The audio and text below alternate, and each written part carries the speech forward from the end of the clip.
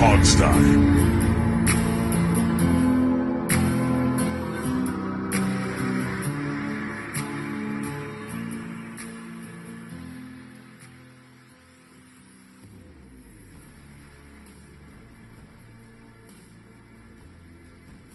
Hello, Hogstye fans. It is Alex, it is Steve, it is Dave, and welcome to the Hogstye. It is week 3 in the books. We're going to week 4. Uh, it's a good time to be a Washington fan, I think. You know, we're 2-1, coasting a little. Great times all around. So you guys can tell I got a haircut, so that meant I talked nonstop about the show with Mauricio. He's got an idea for us. Every time I get a haircut, I want to hear number one. I'm not. It's not obvious you got a haircut. Number one. That's a good haircut then. Is it? Yes, that's the rule. If you can't tell, it's a good haircut. Am I going to hate Mauricio's idea? Steve, yes. You and I both have no hair, so we have no idea what a good haircut looks like. Well, Dave, you could go get like a beard trimming, like a professional like shaving thing. You've got I could. Yeah. You know, you're also Italian. Isn't that a thing, like, culturally? A little bit? Absolutely. Yeah, a little bit. Yeah, I would hope to think you wouldn't waste money on a beard shaving, for Christ's sake. All right, so here was... I got salt and pepper on my beard for crying out loud. I did go to show how much effort I put in my beard. I mean, I do too, and I'm like, you know, a decade younger than you, so it happens. It happens. No color. So Mauricio's idea was a show called The Tutty Study. Now, I'm going to make it dark because I put my twist on it. His idea was Major Tutty does a podcast. I think it's Major Tutty does a podcast, but it is not for kids. And Major Tutty's like really just like, well, we know he's a war vet because he's always wearing like the World War I pith helmet. So he's got PTSD. He's like just going completely nuts half the time, talking about the team and then having flashbacks. Totally dark, but he sounds like Bullwinkle the whole time. Okay, I'm probably the one that would have to do a voice like that, I would assume. Well, I could do a pretty good voice right there, you know. I'm telling you right now, I'm not entertaining any thought of that stupid mascot. Sorry, Mauricio. You can leave me out of that one. He knows how much you guys hate the mascot. It would have to be me and him somehow doing it. This is him trying to get his own show, basically. I'm putting the kibosh on this idea. This is not. I tell you what, I'd be willing to do one podcast, but a roast of Major Tutty. That's what I would do. A roast of Major Tutty might be. I don't even want to dignify that with anything personally. Oh, trust me, this roast would be like Netflix rating type of roast. I mean, this roast would not be clean. It would be completely hard R. Trust me. Yes.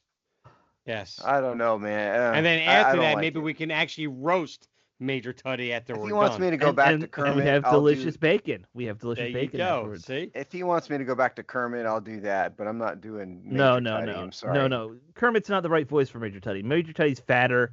You know, you got to get a little more bass in there. You know, it's a whole thing. I'm working on the voice. I'm gonna workshop it. I'm not doing it though. You don't understand. I'm gonna veto this. I'm not doing Major Tutty anything. Well, we don't need you to be on the show. We just need you to get the legal clearance for it. I'm not doing it. I'm telling you, I'm not doing it. And Major Tutty probably is trademarked. I'm sure Major Tutty is trademarked. Probably could do. Well, could be. Yeah. All right. Well, that was his idea. I thought I'd bring it to the show because I thought, again, it's always fun to have fun content. Mauricio's had better ideas than that, though. Well, he's trying to intentionally irritate me. I mean, I understand this. No, I think he's not trying to irritate. I'm trying to irritate you on that one. Well, you succeeded. I knew you'd hate it. All right, let's get down to brass tacks. This was we'll start, of course, talking about the game. Heck of a game by Washington, despite Jane Daniels not healthy and having the knee injury. Steve, we'll start with the numbers, of course. Why don't you give us those, and then let's get into this performance by the offense. All right. So we'll start with Washington. Marcus Mariota was quarterback. Of course, he was 15 for 21 for 207 yards, 1 touchdown, 1 sack. Quarterback rating of 118.6. Mm-hmm. Jeremy McNichols is the leading rusher, 4 carries, 78 yards with the long of 60. Marcus Mariota was next. He was 6 for 40 That's 6.7 yards per carry. Chris Rodriguez was 11 for 39, 3.5 yards per carry. Ja'Cory Krosky-Merritt was 8 for 26, 3.3 yards per carry. And Deebo Samuel had 3 for 18. Leading receiver was Terry McLaurin, 3 for 74, including the one that was the long of 56. That was about, a millimeter from a touchdown. Luke McCaffrey was a touchdown, actually. It was about a millimeter from a touchdown. We'll get into that. According to the refs, yes. Correct. That was my point. Yeah. Luke McCaffrey 3 for 56, Zach Ertz 3 for 38, Chris Moore 2 for 25. It goes Deebo Samuel 2 for 11. Goes down from there. Defense, Bobby Wagner once again led the team in tackles with 11, including 6 solo. The ageless wonder that is Bobby Wagner, man. He had 2 sacks. Dorrance Armstrong had 1 sack. Von Miller had 1 sack. Javonte Jean-Baptiste had 1 sack. Kobe, the dog, has showed up with a toy in hand, so he will definitely speak up here in a moment. Do we know what we need a toy breakdown? What is this toy? It is. Oh, he ran out. He's now looking out the other window, but it is an ice cream cone toy. Oh, it's nice. a squeak toy, but Geno I didn't Smith, know Kobe and I were kindred spirits on the ice cream. he loves that thing. It's his actually, thing.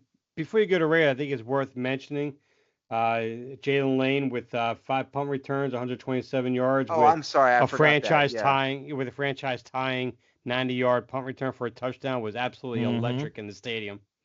Yeah, and that was that was the longest return for a touchdown for Washington in several years, if I recall. Well, Washington has not had a punt return since Jameson Crowder, 2017, right? 2016, 2017.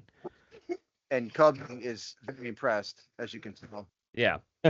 Yeah. We hear him. And Tressway was, by the way, 3 for 138 punts. I was going to get Tress in. Right. Geno Smith, 19 for 29, 289 yards, sacked 5 times, quarterback rating of 132.7. Ashton Gianti was 17 for 63. The leading receiver in the game for any team was Trey Tucker, 8 for 145. Kobe's very upset about that. Yeah, we all were. We were all very angry. And Kobe is expressing pain. Yeah, those 3 touchdowns especially, just disgusting. Jacoby Myers was 3 for 63. Yeah. Kind of a surprise how well they held him, Jacoby Myers, and did not hold Trey Tucker at all. All right, well, let's start with this offense because they had themselves a good day. Marcus Mariota doing everything you would ask of a high-end backup, right? Like, this is the kind of stat line that if your backup gives you this, you think you have a chance to win almost anytime they're playing. He did have that fumble, though, which what a great run. He makes that amazing leap, and then it almost looks like he knocked the ball out of his own hand. But on the replay, you see it was... No. It's something the other team knocked it out. But look, the quarterback needs to not be leaping over people, okay? Absolutely fair. Absolutely fair. Just slide. You made a great run. Just slide. You don't need to. You're not. Don't hurdle. Don't hurdle, guys. Yeah. You're not a running back. Right. But other than that one fumble, everything you could have asked of him to do.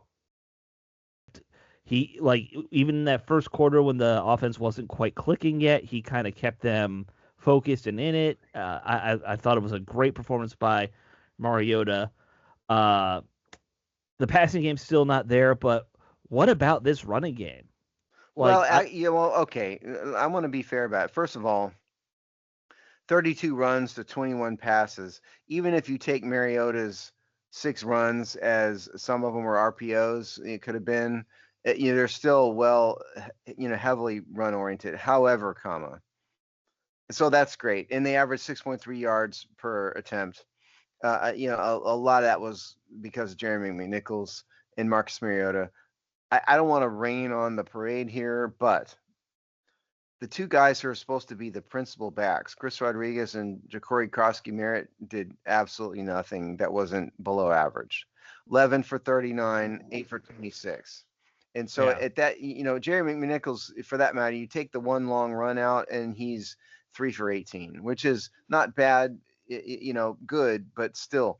And so the running game was good, but in a traditional grinded out sense, they did not have that in this game. So that would be I'm not trying to be negative. I'm saying that would be the improvement is those two guys, the two starters, need to do better. And the Raiders aren't a great run defense either. No. I think Toby was expressing his anger again. The caveat of we are playing the Raiders here has to be mentioned. And anytime you talk about something good, it's the Raiders. Just remember, folks, like they're a professional football team, but they're on the early they're not stages a good team. they're on the early stages of a build. But my point is, this was not a grinded out like 1984 to Washington, running game is what I'm saying. No, but for one, a Cliff Kingsbury offense, you're not going to get any kind of a style of run game like that at all. No. But I will say though, until the passing game really starts getting in sync, the run game is going to be kind of like big chunk here, big chunk there, and the rest like 3.5 to 3.8 yards and a cloud of dust type of running game. But at least they don't abandon it and they stick to it. Mm-hmm. And the one positive is that we won't play the Packers every week. They have an excellent run defense. Against defenses like that, most playoff teams, this run game will be very, very ineffective. Yeah. So that part I agree with you on that, Steve. It's very, very pedestrian. It's not real strong. But once the passing game gets a little more in sync, I think at least that'll help open it up a little bit more. But I do know one thing, though. When Jaden Daniels comes back in and he's healthy and he's back in the lineup, I really don't want to see him with a lot of design runs going forward. He's capable of scrambling. He's capable of running, throwing from the pocket, and he can be the guy that he needs to be on the run. That's cool. But the design runs just kind of needs to go. But he's not. Other than that, that's not his strength anyway as a runner. No, I don't think so either. Yeah. I was kind of, when I was like rewatching some of the highlights, earlier today, Mariota's very good at design runs. Like he's an RPO design run guy. Like that, it's what he did in college very well. Don't get it twisted though. The guy can scramble. Okay, he's as closest thing to Jaden Daniels as there is in the NFL. Oh no, I don't disagree with that part. I'm just saying some guys are scramblers, some guys are design run guys when it comes to running quarterbacks, and Jaden Daniels honestly is better as a Steve Young type scrambler from back in the day, where all right, no one's open, run. I like that's where he should be running. I'm with you, Dave. I don't think this is his best game is to do the RPO. Perfect example is that he did an RPO. I believe it was at that time with Chris Rodriguez in the backfield. Mm-hmm. He had the entire. He just read it wrong. Yeah. The defense came crashing down on Rodriguez. It was a very easy read for a quarterback, in my opinion. And if he would have kept it, he probably would have been 20, maybe 30 yards downfield because there was absolutely nobody to his left side at all. Mm-hmm. And in my point of view, I'm like screaming, just keep the ball, go. But it's easy for me to say that up in the stands, of course. Right. But to your point though, I think like if you have someone like a Mike Vick, Lamar Jackson, someone like that out there, they keep that ball and they run. Even RG3, he would have kept that ball and ran. For some reason, I think he struggles with recognizing when he has that opening to keep the ball and run. Mm-hmm. Not sure why, but well, I think those guys you mentioned are more electric than Marcus Mariota for sure. Oh, sure. And Jaden Daniels too. Yeah. I mean, Lamar Jackson's probably the greatest running quarterback in NFL history. Right, because he can do all of them very well. He can do it all very well. And Mike Vick too. And listen, RG3 when he was healthy, and similar. And RG3 I don't think had the ability to cut. No, on a dime. He was a straight line runner. Yeah, but he was pretty great too. But I mean, nobody can compare to Lamar Jackson. There is a fascinating thing about the different styles of running quarterbacks because I think people just lump all running quarterbacks into one big pool, and they're all very different runners. If you really take the time to look, regarding the running game itself, though, from this week, I'll tell you what I do like. I said this when Eckler went down. You now have two, and I'm even going to say three running backs who have a very similar playing style. Like, they're all clearly one-cut guys, I think. They're all really going to excel in zone running game. more than like they're not power guys like you were talking about, Steve.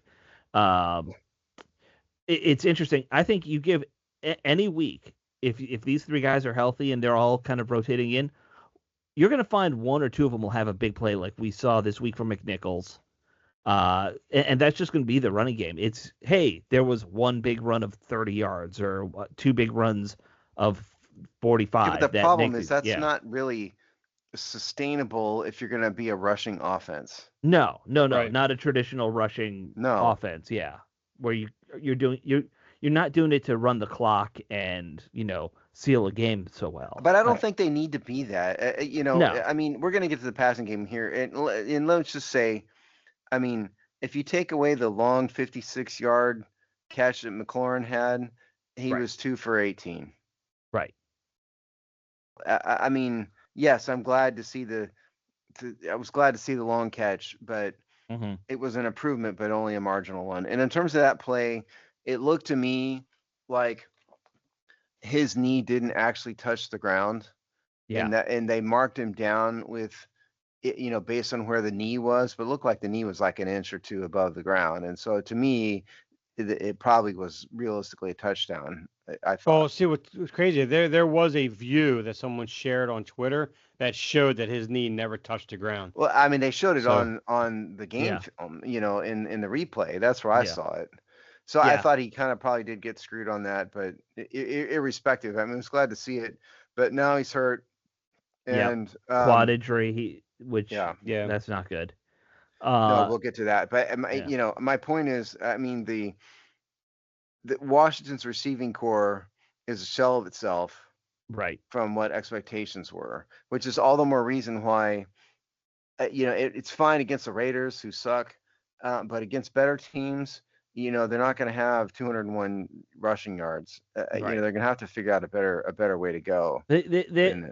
So before this game, I kind of said I hoped that Mariota would help them kind of find some kind of identity that's not just, hey, Jaden, go save the day, which is you always worry when you have a franchise quarterback that becomes your identity too easily. Then you have things like the quarterback making flying leaps over linebackers or safeties or whatever it was.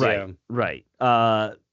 But I do think we are seeing some kind of concept of the offense. I know it's not ideal, but if this is the running game for a while, it's better than the non-existent running game they had last year with the running backs. If the passing game right now seems to be all dink and dunk stuff for the most part, it's very short West Coast stuff overall. Like you were saying, Steve, without that one big play, Terry's got 18 yards or whatever. Luke McCaffrey has that one big catch. Great route. I think they just assumed no one's going to throw to Luke McCaffrey and forgot he existed. When they're normally right. But I'm happy for Luke McCaffrey that he finally got that touchdown. The long was 43, and so he went 2 for 13 otherwise. 13, sorry. Yeah. Well, I think what people need to keep in the back of their mind, I mentioned one player in the last show. I'm going to mention another one, to help both the run game and the passing game, because now with Eckler out, you really need that true receiving back.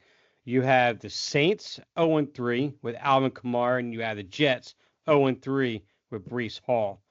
They are both excellent receiving backs who can run between the tackles, and I truly believe that Adam Peters is not going to allow this to go much further. If he doesn't see Krosky Merritt come in and be that guy, which the three of us don't have confidence he can be that guy, but he might add that hope.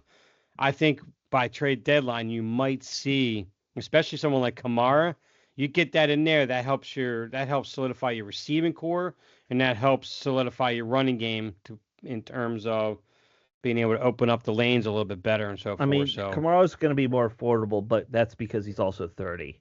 Yes. That was what I was going to say. I mean, at some point they need to stop bringing in a bunch of old guys. Right. I wouldn't mind Hull because he's 26. Like, that's the one guy I would love for them to go after, to be honest. What's he going to cost, though?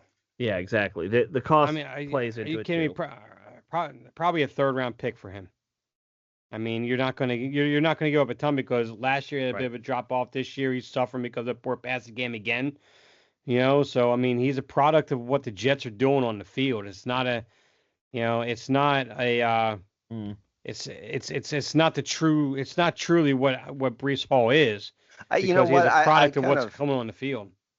I mean, so he's had, what did he get? He got some,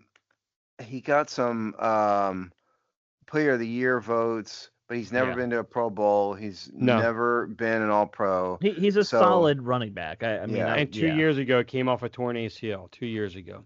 yeah. So maybe third round pick is in the ballpark. I was about to disagree with you. I think you're probably right. yeah. Yeah. Alvin Kamara is old and washed up. I mean, Yeah. you'll be able to might get not him come. for very little. On the other You're hand, he probably has like an a average. fifth in a conditional future or something. On the other hand, he averaged 4.2 yards per carry last year, and then before that, it was 2020 when he had 5 yards per carry. So, I mean, you can't expect him to. He's a name. Doesn't mean he's Right. going to come in and run for 4.5 yards a carry necessarily. Right. He hadn't done it in New Orleans. I think Dave's point is to have the guy who can be a pass catcher because none of these guys has really shown much in the receiving game. I mean, I was happy Krosky Merritt actually made a catch this time. The first 2 times they threw to him, it was pretty ugly. It was 1 for 5. That's a big deal for him. 1 for 5 is his high so far on the season. I hate to put it that way, but it's true. Yeah. Overall, though, I think this offense is still trying to find themselves. I think that we started seeing something of what the offense could be. So I'm pretty happy overall with what we saw. But we got to talk about offensively this kicker situation. Before you again. get to that, Sure. though, in the trenches. Oh, I forgot aside from the trenches. fact Yeah. that the tackles got 2 penalties on the same play twice. Which is amazing. I've never seen that before. But beyond that, I thought they did a very good job. Not to say, the Raiders are an elite pass rushing team. They have one great player, Max Crosby. Yeah. But I thought they did a really good. He had one tackle of a running back where he just flew and speared the dude off the line. Yeah. It was incredible. But my point was, they did a pretty darn good job controlling the trenches in the line of scrimmage. I want to point that out. They did. But go ahead. The only thing that drove me nuts offensively was the fact that the Raiders did nothing to stop them. We know that, but they did everything in their power in that first half to kill their own drive constantly. They did with multiple penalties. times. It was just absolutely infuriating. Penalties were bad. The turnover, the missed field goal.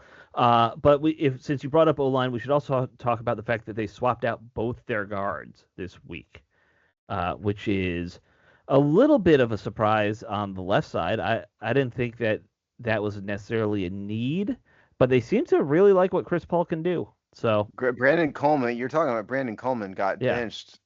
By a healthy scratch, decision, not because of injury. Yeah. And then they put Andrew Wiley in, and so it's Chris Paul and Andrew Wiley as opposed to Tyler Allegretti and Brandon Coleman. Right. So it worked, but again, it was the Raiders. So right. Take that into consideration at all times. I heard somebody else say this. It's great that you got a good performance out of everybody against the Raiders. Anyone else who would have gone in there probably would have had a good day too. Probably. And see, and that's the one thing real quick is that's what makes this team a back end playoff team for the last few spots, because a playoff team, takes care of business against teams like that. They dominate teams like that, and they've proven to do that twice this year and last year. It's just this is where I don't put them in the top end of the NFC, because when they play the top end teams in the NFC, they struggle mightily to move the ball and do anything. I think it's too early to know, to be honest. Yeah.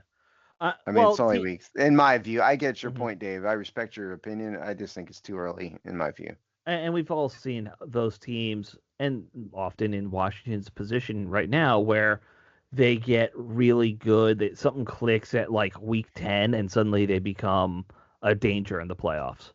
By the way, on a random note, anybody out there who, like me, is not in Washington and needs, shall we say, an alternative means to watch this game, since a certain site is gone, I have found another one that works. I will not say what it is here to protect the not innocent. But if you need something, DM us or email us, and I will give it to you. Yes. Yes. FBI, please don't email us. Yeah, don't listen to us, FBI. Yeah. Shh. Stop messing with everyone's fun times, FBI. It's like the 50s all over again.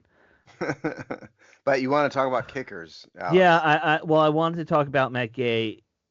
It's one thing if you miss from 50 and out. I can always live with those because I think anything beyond 50 still, it's not a give me. But he missed, what was it, a 37-yarder this time? Yes. And kicked a ball out of bounds on a kickoff. He did make a 56-yarder, though. He did make a 56-yarder, which is, I think, the only reason he hasn't been let go already. I think that bought him another week. But Adam Peters, you suck at scouting kickers. I'm just going to tell you that right now. You have no idea what you're doing. I could do it. It's not hard. It's literally the easiest position. Are you saying you could kick? You could be the kicker, or are you saying you could pick a kicker? I'm saying I could I could do a better job picking kickers than Adam. Because I volunteered to do the job when you texted me this. Right. You know.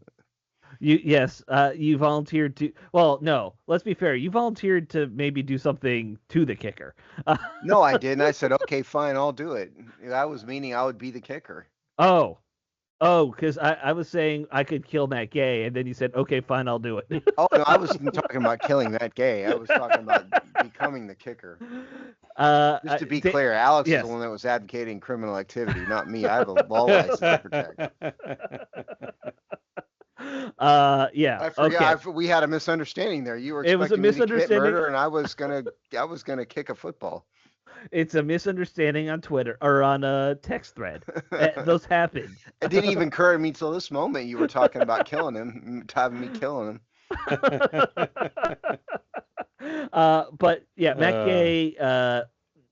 If he misses another chip shot, I think you gotta find somebody else. I don't know what it is about these guys. They can't pick a kicker. It's very odd. Yeah, it is very odd. Well, what's crazy is a guy that, the UFL kickers that came out last year.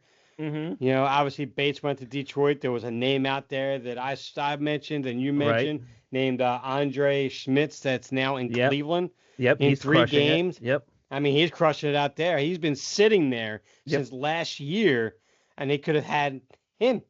Yep. Instead of going with the guy we have now. Dustin Hopkins is available. I'm just saying. Dustin Hopkins, yeah, you could bring old Duster back. You could. There were other good kickers still from the UFL that are available. The guy who played for the Colts and had the big thick glasses, he's been crushing it in the United Football League. And here's the thing: I'll say it. I've said it before. I'll say it again. Kicking is the easiest thing to figure out. Just look at their averages and pick the guy who completes the most kicks.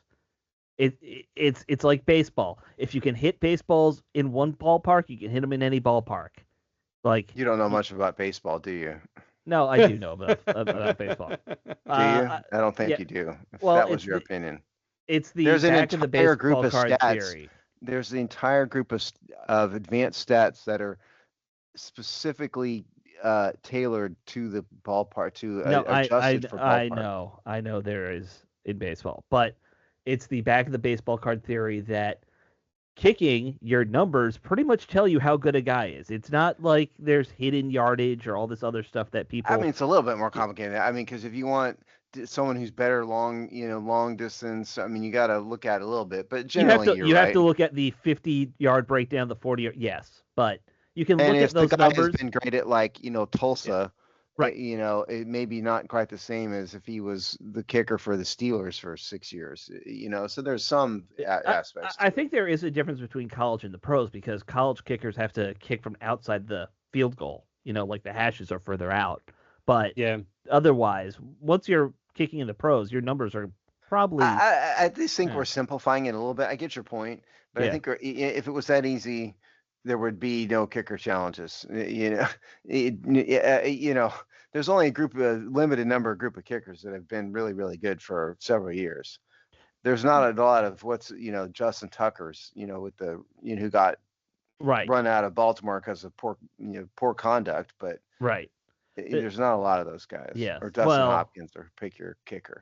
Dustin Hopkins is out there. There are plenty of kickers out there they should bring in if this continues. And I know they got sunk cost into him because they paid him an absurd amount of money.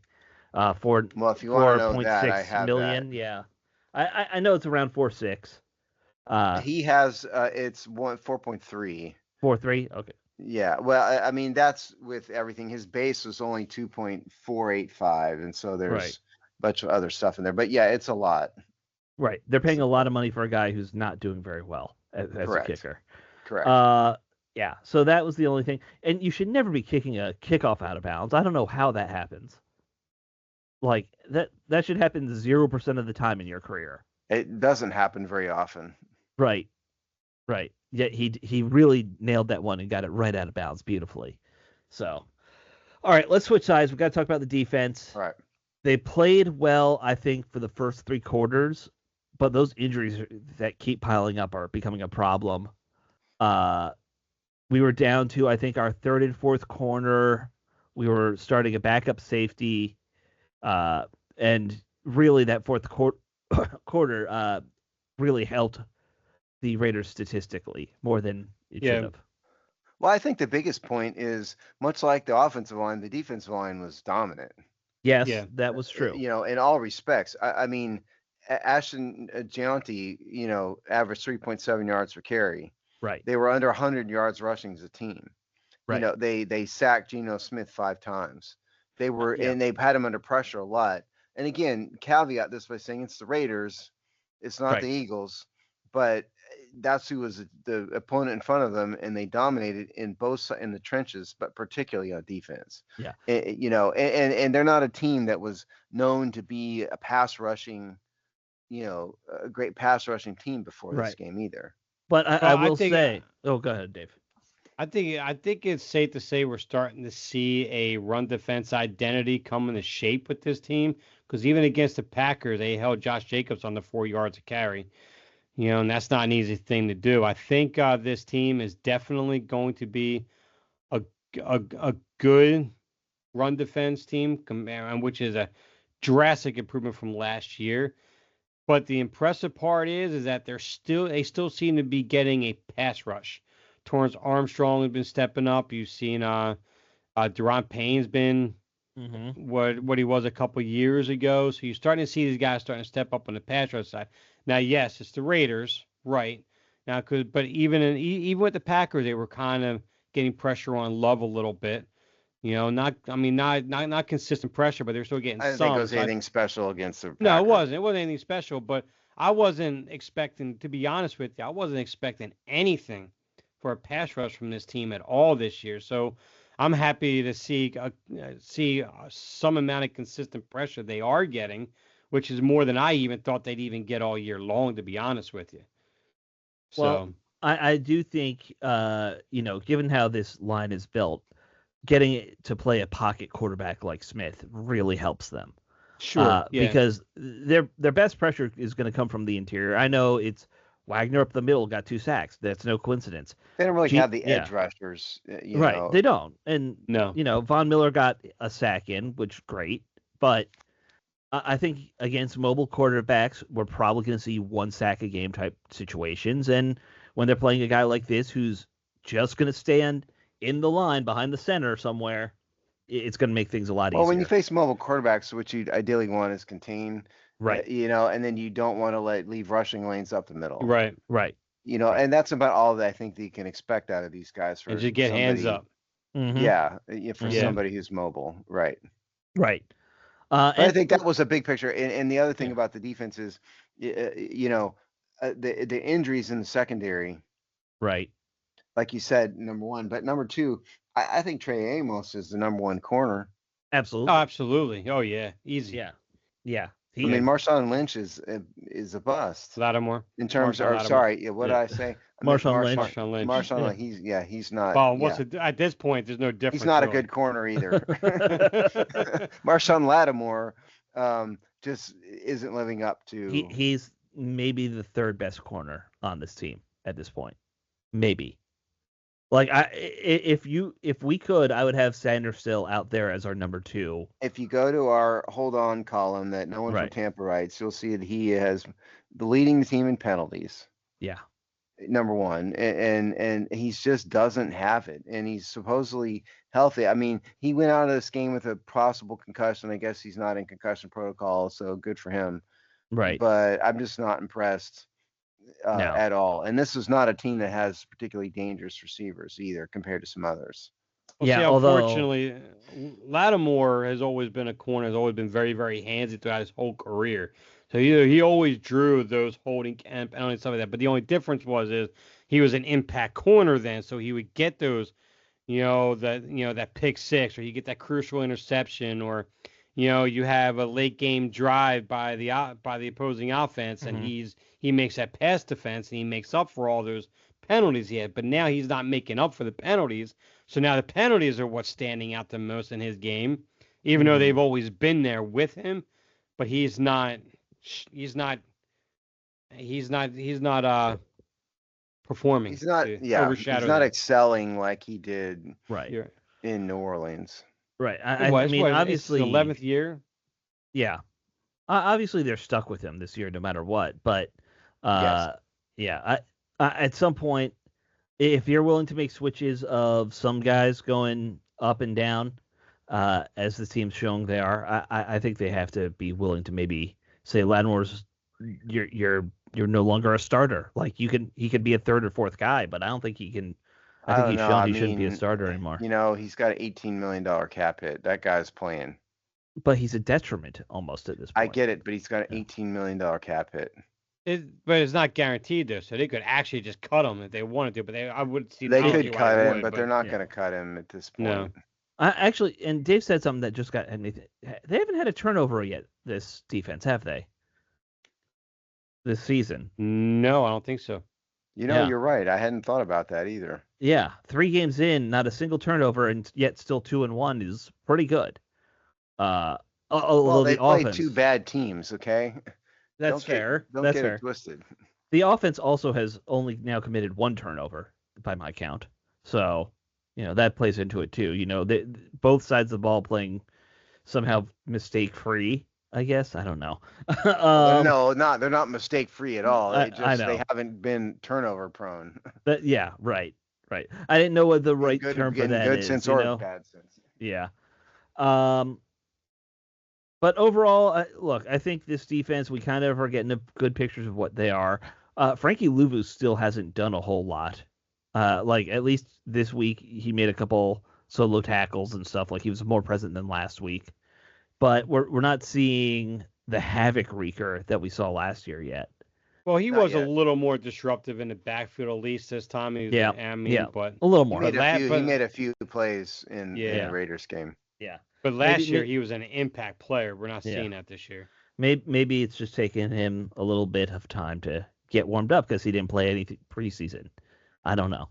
Just my theory. All right. Overall, I guess we need to talk about some of the other stuff going on. So let's do some game balls here. I'm willing to go first. Did I go first last time? I don't remember. Dave, you're going first now. I'm just gonna call it. Well, actually, offensively wise, I'm going to go with Jalen Lane. I'm going to give him the game ball, the offensive side, 90-yard punt return. Mm-hmm. And defensively, I guess 2 sacks from Wagner. I got to give it to him. I mean, he's up there in age, but he's playing his prime practically just about. So I got to give it to Wagner on defense. All right, I'm going to give it to Jalen Lane too. I think that's it's too important an accomplishment to just ignore it. So Jalen Lane and his 90-yard touchdown, he gets that. And I've given it to Bobby Wagner 2 weeks in a row. I can't do it again. And so I'm going with Marshawn Lat. No, I'm just kidding. I'm going to go with Deron Payne because I thought, he only had six tackles and one for loss, but he had a massive impact on the game. So I'm going with Deron Payne. He did have a good impact on the game. All right. I'm going to be a little different here. Offense. I'm going to give it to McNichols. That big run. I was not expecting him to really do much of anything when he got the ball, and He had the biggest play, I think, of the day offensively with that. And then on defense, I'm going to go with Jalen Lane because I consider punt returners a defensive play because technically the offense of the other team starts with the ball. So Jalen Lane that's gets dumb, but I mean, you can give it. If I can give it to the opposing team, you can give an offensive player a play, the defensive game ball if you want. I'm just doing it to be a contrarian. I'm learning from the best. That I did that. Yeah, I'm the master at contrarianism. So yeah. We didn't talk about Dan Quinn getting hit, and yes, he probably was in concussion protocol. But you know, that bloody nose. Pretty much crushed, didn't he? Yes, he did. His head went bounce, which is not good. But that great shot of him on the sidelines with the bloody nose, cheering on the team, fantastic. That's the one that you use as your cover photo or your Facebook profile photo if you're Dan Quinn for the next year. The question is, did he know his name when he got up? Did he think he was little Danny Quinn in third grade again? I mean, it was a bad hit. No, sadly, he thought he was Harley Quinn from the Batman series. That's drastically different. He kept on trying to put on the outfit too and dyeing his hair, which he doesn't have. That was a very interesting situation. Now, which Harley Quinn would this be, though? Oh, I'm going with the Suicide Squad or the Margot Robbie. I was going with the Margot Robbie one, of course. I think we all know what Harley Quinn Alex was referring to. All right. I haven't seen any of these movies, but I know she was in it, and that would be the one I would pick. That's the one everyone on the planet would pick. Yeah. So, but she was actually fantastic for the role, though, getting past her looks wise. She was. Yeah. I mean, she nailed the Harley Quinn side, but she even nailed the New Yorker yes thing. Yeah. Steve is mad now. All right, so let's move on. Today in the world of comics. All right, let's go through the injuries. There were a lot of injuries. We talked about Terry McLaurin a little bit. He has a quad injury. He has not been practicing. Steve has the full injury list with him. Yeah, sorry, I was petting the dog. Yes, petting the dog and giving him ice cream. We know. We know. You're muted again, Steve. I muted myself by accident at that time. All right, so here's the injury report for the Falcons game. There's a whole lot of DNPs. John Bates, all these are the DNPs. John Bates, calf and groin. Noah Brown, groin and knee. Percy Butler, hip. Ja'Cory Krosky-Merritt, knee. Zach Ertz got a rest day. Terry McLaurin had a quad. And then Von Miller, drawn pain. Larry Tunsil had a rest day. And as we said, Will Harris has broken fibia, which is leg, and he is out for the year. And then there were two limiteds, Trey Amos and Jaden Daniels, calf and knee respectively. And then the artfully named Colson Yankoff has an ankle injury, but he was full practice. So that is injuries. So they've got a lot of them. The bad ones, obviously, Terry McLaurin, Noah Brown, John Bates, Will Harris, and Will Harris. Well, he's out. Yeah. And then Jaden Daniels. Yeah. So if all those guys, not the IR folks who are obviously not going to play, but if all those guys miss time, I saw somewhere Washington will have 11 of its starters already out with injury this week, which is if you're good at math, that's half your starters, not counting special teams. Now, I'll point out that I did the biggest in-depth study I've ever seen on the impact of injuries on the NFL. And I went back years and years and years and compared all kinds of stats, winning percentage and all these things to injuries. And surprisingly, there wasn't a huge correlation between injuries and winning. Not nearly as big as I thought there'd be. And I say all this to say, and if somebody wants to see it, maybe I'll dredge up that art. I'm not redoing it. It's several years ago. Yeah. Yeah. Right. Yeah. And it was really hard to do, and I'm not going through the effort again. But point is, it's not necessarily a death knell, is what I'm saying. There were lots of teams that had lots of injuries and still won. So, it's not time to cry. I don't think it's really necessarily the quantity or the amount of injuries the team has. It really is, and it's an obvious statement to make. It really is who is injured. I mean, obviously, a quarterback going down, that's going to be a detriment to your team. If you're a running team and you lose your running back, you have no viable backup, that's going to hurt your team to a point of potential wins and losses, I would think. because a lot of injuries are typically what? A lot of them are your secondary guys that are not your impact guys in the teams a lot of times. And so I think so I'd be curious if you broke it up in categories like that, if that makes any difference in that number. I can't remember how far down the starter rabbit hole I went, to be honest, because it really became a lot. I'm going to try to find it here. I mean, there are things that will obviously have more of an impact. Losing your starting quarterback's always going to have a bigger impact, right. even if you have a quality backup. If he was really good, he wouldn't be your backup. I mean, look at the Bengals right now. Yeah. Oh, yeah. Yeah. You feel very happy to have Mariota as your number 2 if you're Washington, given what you see on some of these other rosters that are already starting to turn things over. But this injury stuff, it's not. People were saying this will be what derails Washington if it's anything. Is you have an older roster, you start getting a lot of injuries, and that could derail the season. And so far it's looking like that could be the case. They did sign Darnell Savage. We should mention that to replace Will Harris. Savage is at one point a first-round pick, highly touted safety. He didn't quite pan out to what he was billed to be as a draft pick, but at least a decent depth signing, to replace a guy like Will Harris. So you can't be upset about that. Also, a local guy, grew up in Maryland, went to UMD. So, for those of you who like that thing like me, you'll be a little happy. My problem is I've written so many columns. Oh yeah, searching for your columns. It's almost impossible. I've done that deep dive before. On you. Yeah, I've written so many columns. I've written like 500 columns at this point, and I can't we find them all. have over 1,000 columns easily on our website. It's very hard to search. If you can remember the name of them, that's the only way to do it. The only thing I'll say is our search engine sucks, and I'm not fixing it. So, isn't this your problem though? You're the website guy. Finding a good search engine for your website's not easy. Will it cost us money? Probably. Okay, then we're stuck with it. Yeah. Never mind. That's I withdraw. Right? Yeah, yes. withdraw. All right. Let's talk about the upcoming game we have against Atlanta here. The Falcons not doing great right now, honestly. I believe they got shut out last week, which isn't good. If you're an expert in football stats, having 0 points doesn't win you a lot of games. Little known fact there. Atlanta's struggling. They actually went back to Kirk Cousins at the end of the game last week. But they're 1-2. They have some good pieces on offense.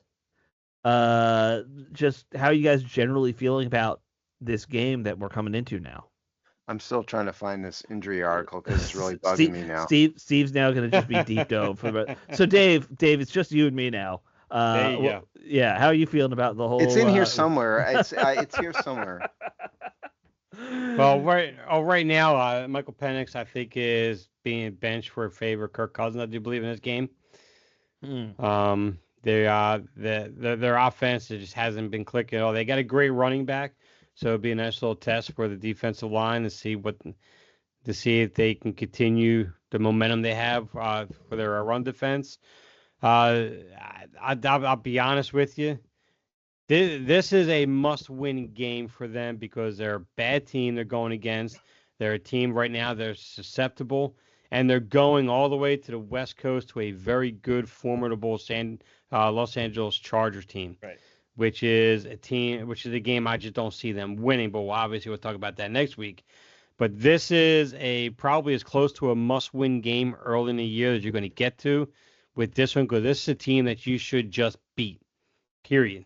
And no excuses. If you think you are a playoff caliber team, this is a team that you beat without question, and you walk away with the game convinced about it. Okay, I'm still looking for the injury article because I'm obsessed with this now. But if you're talking about the Falcons, here's what I think. And I think this may surprise some people because, admittedly, Bijan Robinson, certainly he's a quality running back. Yeah. Number one, though, I think the issue really is the passing game for the Falcons more than anything, believe it or not. Um, because the secondary is in question. We went over this, Marshawn Lattimore, all of Mm-hmm. that. They've got Drake London, they have Kyle Pitts. Both of Right. those guys are elite in my view, at least. Michael Penix, look, had a bad game, but they're not benching him for Kirk Cousins. The coach said that. But Okay. they're really reliant on. He passes a lot. He's been passing a lot this year. Yeah. So I think I trust the defensive front enough to keep Bijan Robinson in check. So to me, the weak point could potentially be the passing game. And so I think, therefore, then because of Washington secondary, they're missing their starting safety. And so you need to have pressure on Michael Penix, and you need to see somebody in the secondary keep Drake London in check. And then the other thing to me is, offensive line needs to continue to dominate. They made some changes on it. They need to keep Mariota or Jane Daniels upright. I think those are the keys to this game. If they can do that, they really ought to be in good shape, to me. Yeah. That's my thought. I will be fascinated to watch a few of the smaller individual things in this week. Let's be honest, this might be the first easy, and I'm going to use that term loosely, the easy matchup for the O-line of Washington. Like, this is the first time they're going against a team that doesn't have like an elite defensive rusher. The first 3 weeks, they really tested our rookie right tackle. This week, he should be able to hold his own a lot better, I feel like, with facing Atlanta. So that's a little thing I'll be watching. I do know that Kyle Pitts hasn't quite panned out as like the superstar tight end that everyone thought he would be. I still worry about our linebackers against tight ends. We saw them get abused by Green Bay. If I'm a halfway decent offensive coordinator, that's the first way I'm going to try and attack Washington every week. Is try and get it to my tight end, let him get some mismatches and, rack up some yards. So I'm a little curious to watch that when the defense is out there, is how they, contain a decent tight end. Not a great tight end, but, a decent tight end. He's very athletic. He's still very athletic, and that's what Washington struggles with, let's be honest, is the athletic tight ends. They're decent against these possession guys because that's what they face all the time with Zach Ertz in practice. But they're not facing vertical threat types. So that makes it a little Alex, tricky. do you have any idea how long ago I did this injury column? It might have been 2 presidencies ago. Yeah, it's a while. I'm still looking because it's really, really, really bugging me now. I will have to get back to you on that because I honestly don't remember either. I'm looking through my local files here now. Steve can't find it on the website anymore. Wow. No, I didn't even look to try there, actually. Oh, okay. Okay, so that it's tough, man. Finding some of these old ones is very tough. I know we're supposed to be talking about the Falcons, but this is one of like my weird my weird obsessive compulsive things here. I gotta find it. Yep, I get it. All right. Other things to watch out with the Falcons. Their coach is kind of on the hot seat. When you look at who's going to be the first coach fired lists, he's always probably in the top 3. If not, I saw one where he was number 1. Usually he's 2 or 3, but they're a wounded animal, man. You got to be careful. So that's another if he thing gets to watch fired, out for. he can help me look for this injury column. He'll have time on his hands. Raheem Morris there we go. That would be this fun. Is like when you've spent too much time right doing something that is not a real job. Yeah. That summarizes our whole podcast. It does, really. Yeah, actually, that's exactly right. Yeah, so anyway, that's kind of Do you have anything else to add, Dave? Steve's gonna be useless talking about the Falcons. I'm just accepting that right now. Because I don't think, some reason I didn't name this column injury something. That's what's really bugging me. Go ahead, Dave. We're supposed to be talking about stuff. And that's so unlike you too. It is, I know.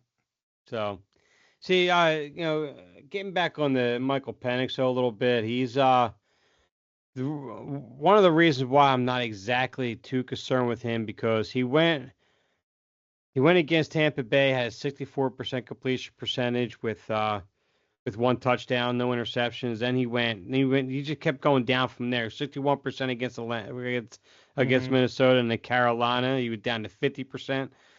I mean, he's shown for whatever reason, I don't know if it's the offensive scheme right now or if it's just him in general, or maybe he's just out of sync with his receivers or something. He's shown regression in every game going, to this point. Kyle Pitts is just not getting open is the biggest problem. It's always been the biggest problem with Kyle Pitts. Great upside, huge athletic ability, but he has a drop rate of almost over 5% throughout his career, which isn't terrible, but it's not great either. You want that to be a little bit better for your tight end. And right now, it's outside of Drake London. Last year they had Darnell Mooney and McLeod. They were very good compliments to him this year. This year it's been Drake London, and that's pretty much it. The other receivers just haven't been doing anything to get open or anything. So it's that entire offense is in such a funk right now. You just concentrated on Bijan Robinson. I don't see them all of a sudden flipping a switch, and next thing you know, Penix Jr. is going like 300 yards, 4 touchdowns, and well, that's what I said earlier. Forth. I mean, the trick is Drake London, Kyle Pitts. To me, the whole game is on. Can you put enough pressure on Michael Penix to make him uncomfortable, not play well, and can you cover Drake London and Kyle Pitts? If they can do that, I think they have a decent shot at winning this game. Yeah, but I'm not even really sure if you even have to have that much. I'm not saying don't have concern about Kyle Pitts, but it's like he's after his rookie year, he's been going against bad defenses and just haven't stood out. He hasn't gone against bad linebackers and stood out. Every now and then he'd have a good game or two here and there, but very, very inconsistent. He just doesn't get open. I don't know if it's his route running. I haven't watched any of his film. I don't know if he rounds up his routes, telegraphs his routes, or whatever it is he does. I think I found it. I found my data chart at least. Let's see, it's December 15th, 2018. I don't know. That may not be it. I found a massive spreadsheet. Injured reserve. Oh, it's on. Continue to talk. Yeah, I'm doing something totally not podcast here. I'm trying to. I definitely have it. Okay, it's actually kind of becoming fascinating. Well, I found the chart at least, and so I went back to 2009. So this is between 2009 and 2017. Right. And so the most of the run of the show. Yeah. And in fact, but what I didn't do in answer to Dave's question that originally started my obsession was I did not take starters into account because there wasn't an easy data point to do that with. I remember necessarily. That now. Yep. Yeah, I went around about how to maybe factor in the quality of the players, but there was really not a solid data point about that. I did not. But what I did do is factor into the number of playoff appearances, average winning, win percentage, and all. So I feel much better now. I haven't found the column, but at least I found the chart. So if you want that info, email us at thehawkside.com and Steve will respond to it. And so then the combined injury plus winning percentage ranking from 2009 to 2017, the Steelers came out on top of this list. Right. Which should shock nobody, given how good the Steelers were at that point that you did that. Yeah, so if you want that, you can contact Steve at thehawkside.com, unless you're the FBI. Stop hassling us, FBI. I know. Stop. Right. I feel so much better now. I want to still find the column, but at least I found the chart. Well, I'm happy you're happy, Steve. Because the thing is, I saved this on December 15th, 2018. That's during the season. And so I'm thinking I updated this later or something, because that can't be. You wouldn't have done that during the season. I didn't. I don't have time for that. So it's got to be, but it's. Oh, see, now it's another enigma mystery wrapped in an enigma. Well, while you spend a sleepless night digging through old files, let's wrap up the show and everyone just give their score prediction. Are we done yet? I haven't found the column yet, though. We're at 59 minutes and 50 seconds. Time, then. Yeah, it's time. I was asked also, like, why do we say we got to wrap up? Because we've gone on for 4 hours. That's the answer. Like, that's why we try and stick to an hour, folks. All right, let's do this. Score predictions. I'm gonna say I'm gonna give a caveat. If Jaden Daniels wins, I found it. If Jaden Daniels wins, study. Sorry, go ahead. It's an extra touchdown on this. But I'm gonna say Washington wins this one 28-21, and maybe it's 24-21 if there's no Jaden Daniels. Okay, first of all, I found it. I did publish this during the year. He's so happy. November 26, 2018. It was called Everything You Ever Wanted to Know About the Redskins and Injured Reserve. Oh, that's right. You had a whole series of everything you ever wanted to know topics. Yeah, that was one of my. Yeah, okay. Yeah. So I feel better. All right. So what do you know what the crazy part about that is, Steve? What's is that I just came on here on the site and I typed in on the search engine. I typed in Steve and Pittsburgh, and that column was on the very second page. I spent like the last 20 minutes searching for it, and Dave found it in 10 seconds. Well, you tipped it with Pittsburgh. That helped. Yeah, because you don't write many columns about Pittsburgh, so I was that's true. So I put Steve and Pittsburgh and bam. Good logical deduction there, Dave. But I want to say there was more than one of these, though, I think. But anyway. No, you did the 12 everything you ever wanted to know about. Yeah, but I think even the injury stuff there was more than one. But okay, what's the question? Box score. What do you think the score? Yeah, I think Washington wins this game. I don't think it's going to be super high scoring, but I think they're going to win fairly easily. So I'm going to say 27-13 Washington. I'm going to go to another second week in a row. I'm going over 30 points for prediction. I'm going to say 34-17. All right. There you have it. One last prediction. I do think that Matt Gay misses a kick, and we're looking for a new kicker next week. That's my other prediction I'll throw out there. I don't love it, but it is. All right. So that should wrap us up. Guys, I will talk to you all next Wednesday. I didn't even know we had a search engine on our site. It's secret. Yeah, top right corner. Shh, don't tell him. All right, bye, guys.